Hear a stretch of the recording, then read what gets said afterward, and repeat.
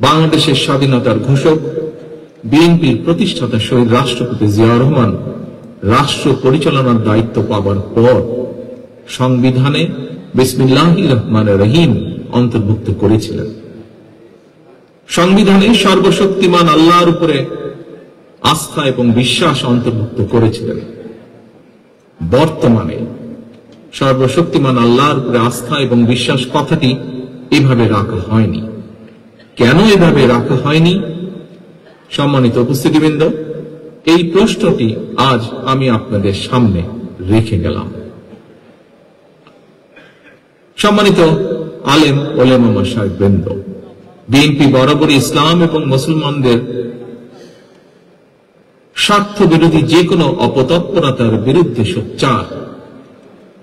পতিত পরাজিত পলাতক স্বৈরাচার ইসলাম, মুসলমান এবং ইসলামী সংস্কৃতিকে রাষ্ট্র এবং সমাজে নানাভাবে হেয় প্রতিপন্ন করার অপচেষ্টা করেছিল।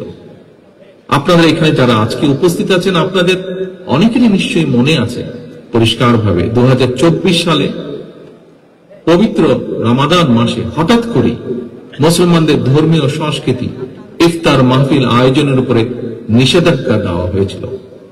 এটি কোনো বিচ্ছিন্ন ঘটনা ছিল না, এটি ছিল বাংলাদেশে ইসলাম বিরোধী, ইসলাম মূল্যবোধ এবং সংস্কৃতির বিরুদ্ধে সুদূর প্রসারী ষড়যন্ত্রের একটি অংশ। সেই সময় বিএনপি এই অপতৎপরতার তীব্র প্রতিবাদ জানিয়েছিল। 2013 সালে রাজধানী শাপলা চত্বরে হেফাজতে ইসলামের হাজার হাজার নেতাকর্মীর উপর, সমর্থকের উপরে হানাদার বাহিনীর মতন ক্র্যাকডাউন চালানো হয়েছিল। গণহত্যার প্রতিবাদে এবং হেফাজতে ইসলামের সমর্থনে বিএনপি সারা দেশে 2 দিন হরতাল সহ বিভিন্ন কর্মসূচি পালন করেছিল। তখন সম্মানিত উপস্থিতিবৃন্দ, যে কোনো পেশা কিংবা চাকরির ক্ষেত্রে সার্টিফিকেটের গুরুত্ব বিবেচনা করে কাওমি মাদ্রাসা শিক্ষার্থীদের সর্বোচ্চ ডিগ্রি দাওরে হাদিস অর্থাৎ তাকমিল সনদকে মাস্টার্স সমমানের স্বীকৃতি দেওয়ার উদ্যোগ 2006 সালে বেগম খালেদা জিয়ার সরকারের আমলেই নেওয়া হয়েছিল। সম্মানিত ইমাম এবং খতিবগণ, দেশে বর্তমানে কাওমি ও আলিয়া সরকারি, বেসরকারি কিংবা নিবন্ধিত বা অনিবন্ধিত সব মিলিয়ে বিভিন্ন পর্যায়ে 50,000-এরও বেশি মাদ্রাসা রয়েছে। এসব মাদ্রাসায় লক্ষ লক্ষ শিক্ষার্থী পড়াশোনা করছেন। দেশের সরকারি কিংবা বেসরকারি ব্যবস্থাপনায় সারা দেশে সব মিলিয়ে মসজিদের সংখ্যা প্রায় 3.5 লক্ষ বা তারও কিছু বেশি হতে পারে।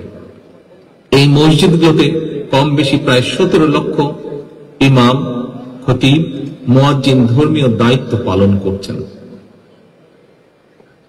লক্ষ লক্ষ মসজিদ, মাদ্রাসা, ইমাম, মুয়াজ্জিন, মাদ্রাসা শিক্ষার্থীকে রাষ্ট্রীয় অগ্রগতিমূলক কার্যক্রমের বাইরে রেখে দেশে কখনোই টেকসই উন্নয়ন করা সম্ভব নয়।